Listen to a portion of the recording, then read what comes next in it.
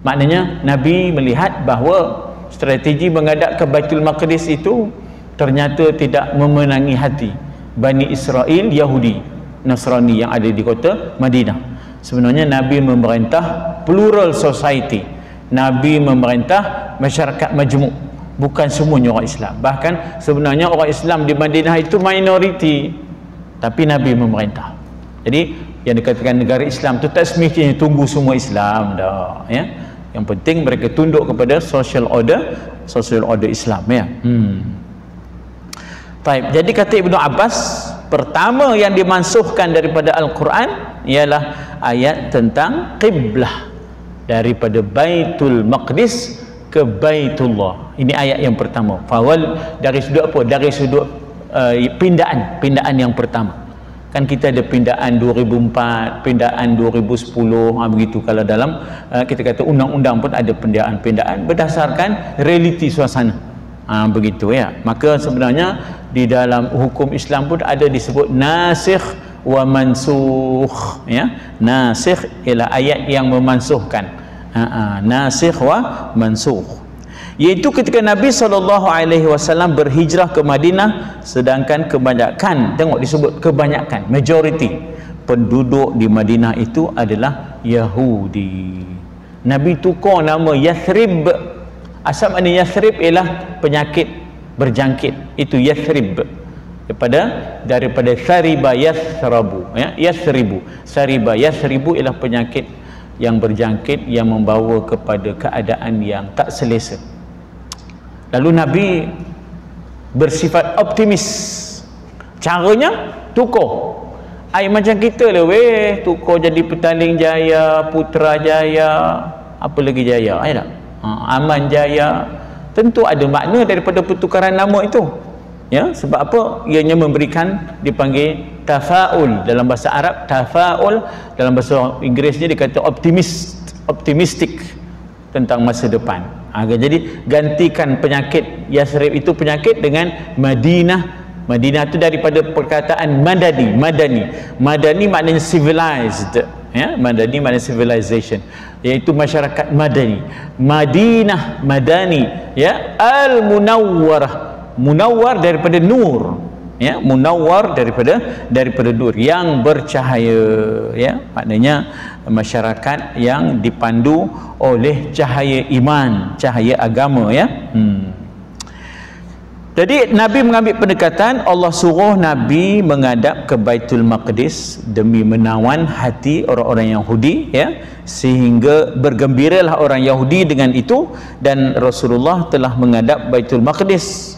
Jadi kok maulah dia menjadi pengikut Nabi, harap adalah seorang dua, antaranya Abdullah ibnu Salam misalnya, maulah dia ngikut, ya. Atau jadi Nabi tadi bersabarlah menghadap ke Baitul Maqdis, katanya di sini selama 17 bulan, sedang Nabi SAW ingin sekali menghadap ke kiblah Ibrahim, iaitu Baitullah. Itu yang kita sebut Nabi itu dikatakan imam qiblatain, imam kepada dua kiblat, sehingga berdoalah kepada Allah sambil melihat-lihat ke langit, turunlah ayat 144 ni, fawalli wajhaka syatral masjidil haram. Maka sangsilah orang Yahudi bila isu ni timbul. Maka orang Yahudi dia apalah Muhammad Abul Qasim, ya, ubahnya pula kiblat, elok ke Baitul Maqdis, pindah pula Baitullah. Masa kiblat ke Baitul Maqdis tak ikut pun, bila pindah ke Baitullah, baru dah timbul isu.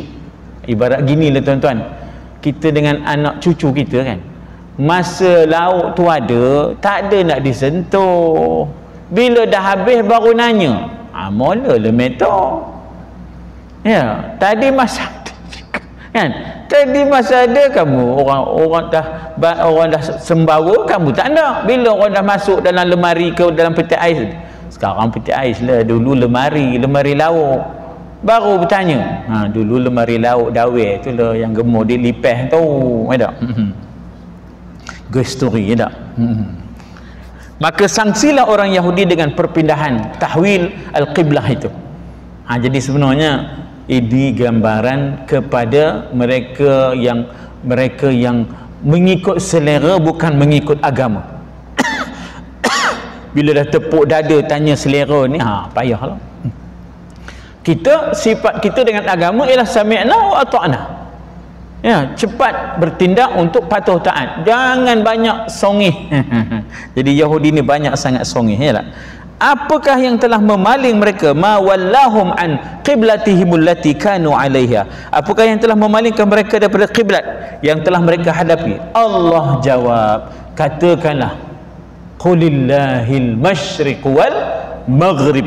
Katakanlah, hak Allah menentukan timur ke barat ke, masyriq timur, maghrib barat. Jamak masyriq ialah masyariq, jamak maghrib ialah magharib. Jadi perkataan maghrib daripada gharb, ghurub, masyriq daripada syarq, syuruq dalam kalender tu, syuruq terbit matahari, syuruq dengan qaf.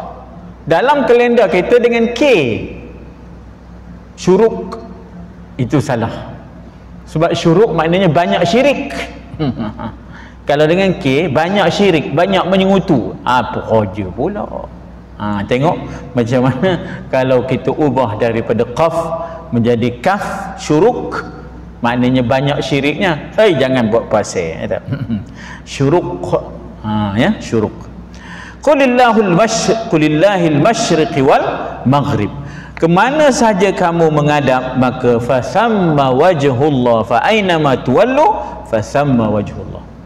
Maknanya Allah itu bukan tertakluk timur ataupun barat, Baitullah ataupun Baitul Maqdis. Kamu nak sembah Tuhan ke tidak?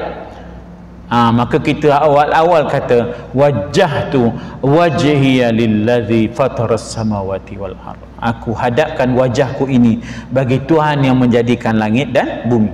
Itu yang prinsipnya. Timur barat, kita duduk dalam kereta api, duduk dalam kapal terbang, sudah tak tentu kira timur baratnya. Maka adakah Allah? Tidak ada. Allah di mana jua? Allah bukan tertakluk kepada tempat. Sebab apa? Allah yang mencipta tempat, Allah yang mencipta masa, Allah yang mencipta zaman, ya tak?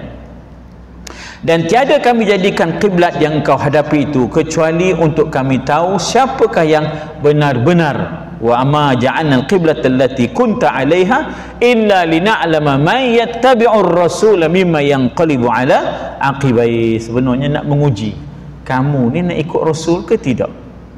Pindaan-pindaan itu sebenarnya hanyalah technical, bukan prinsipal. Apa prinsipalnya? Menjadi pengikut Nabi. Apa prinsipalnya? Sembah Tuhan. Teknikal boleh berubah. Menghadap ke kiblat tu boleh berubah. Sebab apa? Yalah, bila kita dah naik kereta api, tentulah kerang udah masuk Bukit Berapit, ya tak? Dulu masuk lorong gelap, ya, Bukit Berapit seronok sangat. Sekarang dah tak ada, ya tak? Dah tak ada. Bukit Merah ada. Jadi lina'lama man yattabi'ur rasula mimma yanqalibu 'ala aqibai, barulah kami tahu mereka yang benar-benar mengikut Nabi daripada orang yang berbalik ke belakang, maknanya tidak mau mengikut baginda sallallahu alaihi wasallam. Ibnu Abbas berkata, adanya Nabi sallallahu alaihi wasallam jika telah salam dari solatnya menghadap Baitul Maqdis, melihat ke langit, sehingga Allah turunkan ayat 144 ini yang menyuruh menghadap ke Masjidil Haram, ya, Kaabah, ke Mizab, sebagaimana ketika diimami oleh Jibril alaihi salam selepas peristiwa Mi'raj. Ya, selepas peristiwa Mi'raj, bukankah Jibril datang turun untuk berkhabar kepada Nabi bagaimana 5 waktu tu, ya, sallu kama ra'aitumuni usalli, itu ialah bila mana Nabi dipandu oleh Jibril bila mula-mula masuk waktu subuh, bila mula waktu zuhur, bila mula waktu asar. Itu hari pertama Jibril datang menghadap ke Baitullah. Hari kedua Jibril datang bila akhir subuh, bila akhir zuhur, bila akhir asar. Jadi 2 trip lah Jibril datang untuk mengajar Nabi bagaimana 5 waktu tu. nak kira 50